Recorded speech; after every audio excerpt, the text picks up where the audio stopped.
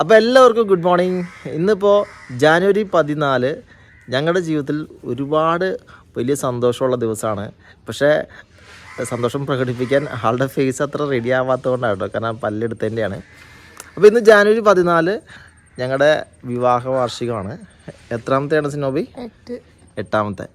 ഈ വിവാഹത്തിൻ്റെ ആ ഒരു വർഷം മറന്നു പോകും. ജാനുവരി 14 ഓർമ്മയില്ല, 2017 ആണോ 18 ആണോ എന്ന് എപ്പോഴും ഭയങ്കര സംശയമാണ്. എപ്പോഴും ഞാൻ ആ സസ്പെൻസ് കൊടുക്കണം, പക്ഷെ ചീറ്റി പോകാറുള്ളൂ ആളത് കണ്ടുപിടിക്കും.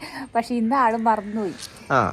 നമ്മളിങ്ങനെ ഒരുപാട് ടെൻഷനും കാര്യങ്ങളും ഒക്കെ ഉള്ളതുകൊണ്ട് ഇങ്ങനെ ഞാൻ സത്യം പറഞ്ഞ മറന്നു കേട്ടോ. ഇന്നലെ ഞാൻ ഓർത്തു, പക്ഷെ ഇന്ന് രാവിലെ ഇരുന്നപ്പോൾ നല്ല ഇപ്പോഴും ഉണ്ട് ഭയങ്കര വേദന, ഒരു രക്ഷയില്ലാത്ത വേദന.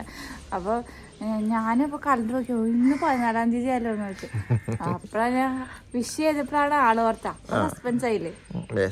അല്ല, അത് ഈ ജാനുവരി 14-ാം തീയതി നമ്മളിങ്ങനെ ഓർത്തിരിക്കണമെന്ന് വിചാരിക്കും, പക്ഷെ മറന്നു. പ്രത്യേകിച്ച് ഇതിൽ ഏതാ ഡേറ്റ് എന്നും കൂടി സത്യമായിട്ട് നമുക്ക് ഓർമ്മയില്ല. കാരണം ആകെ ഒരു ഡേറ്റ് ഓർമ്മയുണ്ട്, 16-ാം തീയതി. കാരണം ജാനുവരി 16-ാം തീയതി ഒരു ഒരു ഒരു ഒരു വീഡിയോ നമ്മൾ ഫിക്സ് ചെയ്തിട്ടുണ്ട്. 2 വീഡിയോ, അത് ആലപ്പുഴയിലാണ്. അപ്പോൾ ആ ഒരു ഓർമ്മയിലിരിക്കുന്നതുകൊണ്ട് ഈ ജാനുവരി 14 അങ്ങനെ പെട്ടെന്ന് ഓർക്കണ്ടായില്ല. പിന്നെ ജാനുവരി 14 എന്ന് ഓർത്തപ്പോൾ ഇപ്പോൾ എൻ്റെ വൈഫ് അത് വിഷ് ചെയ്ത് കഴിഞ്ഞപ്പോഴാണ് കഴിഞ്ഞ 8 വർഷം മുമ്പ് ഇന്ന് ഞങ്ങൾ അനുഭവിച്ച ഒരുപാട് ടെൻഷനുണ്ട്. ഒരുപാട് ടെൻഷൻ വേറെ ഒന്നല്ല, നമ്മുടെ കല്യാണം ഇങ്ങനെ പള്ളിയിൽ വെച്ച് നടത്തിയ, പക്ഷേ സാമ്പത്തികമായ ടെൻഷൻ. അന്നാണ് നമ്മുടെ മോദി സർക്കാർ ഒന്നാമത്തെ, അതായത് ആ ഒരു ജാനുവരിക്ക് മുമ്പുള്ള നവംബറിലാണ് ഈ നോട്ട് നിരോധനം കൊണ്ടുവന്നത്. അതോടെ തീർന്നില്ലേ? അതായത് നമ്മൾ കടവും വിലയൊക്കെ വാങ്ങിച്ചും അല്ലാതെ കുറച്ച് പൈസയൊക്കെ അക്കൗണ്ടിലുണ്ട്, പക്ഷേ അക്കൗണ്ടിൽ നിന്ന് എടുക്കാൻ പറ്റുന്നത് ആകെ 2000 രൂപയാണ്.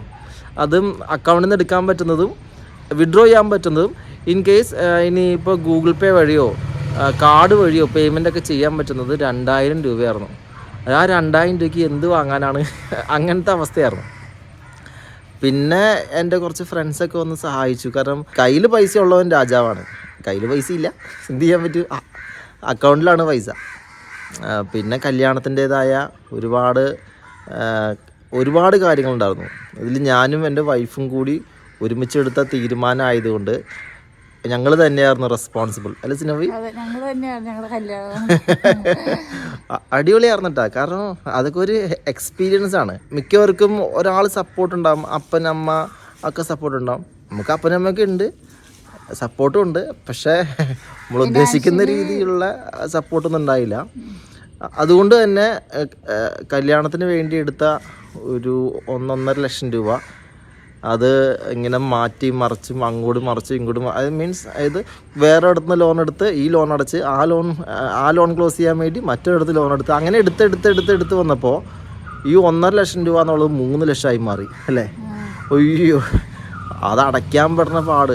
അതും അതിനുശേഷം കൊറോണ വന്നത്, ഞങ്ങൾ 2 ജോലി. അടിപൊളിയായിരുന്നു കേട്ടോ, അടിപൊളി ലൈഫായിരുന്നു. ഇപ്പോഴും അടിപൊളി ലൈഫാണ്. ഇപ്പോൾ 8 വർഷമായി. എൻ്റെ താടിയൊക്കെ നിറച്ചു. അന്ന് ഞാൻ തന്നെ കല്യാണം കഴിക്കുമ്പോൾ എനിക്ക് താടി മീശൊന്നും ഉണ്ടായില്ല. അന്ന് പയ്യനായിരുന്നു. അപ്പം കുറച്ച് തന്ത വൈബ് വന്നോന്ന് സംശയമുണ്ട് അല്ലേ?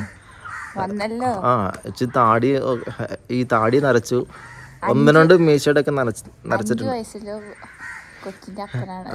ഇപ്പം 5 വയസ്സുള്ള കുട്ടിയുടെ അപ്പനാണ്. ഇന്ന് കുട്ടിയുടെ അടുത്ത് പറഞ്ഞു, ഞങ്ങളെ കല്യാണം കഴിഞ്ഞിട്ട് 8 വർഷമായി, നമുക്ക് കല്യാണം കഴിക്കണ്ടെന്ന് ഞങ്ങളുടെ അടുത്ത് പറഞ്ഞു. അങ്ങനെ കല്യാണം ഒന്നും കഴിക്കണ്ട, അവന്റെ ഫ്രണ്ട് അവന്റെ അപ്പനാണ്.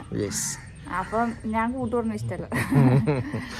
അപ്പോൾ എന്തായാലും ഇന്ന് 8 വർഷം തികയാണ് ഞങ്ങൾ ഒരുമിച്ചിട്ട്.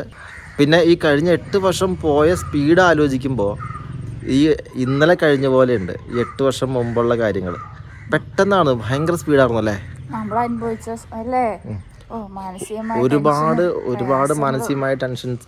പ്രത്യേകിച്ച് ഈ 8 വർഷത്തിനുള്ളിൽ ഒരുപാട് പേര്, അതായത് നമ്മൾ ഈ ലോൺ എടുത്ത ആളുകൾ എന്താ പറയുക, തിരിച്ചടയ്ക്കാൻ പറ്റാത്തതുകൊണ്ട് അവർ വീട്ടിലോട്ട് വന്നിട്ടുണ്ട്.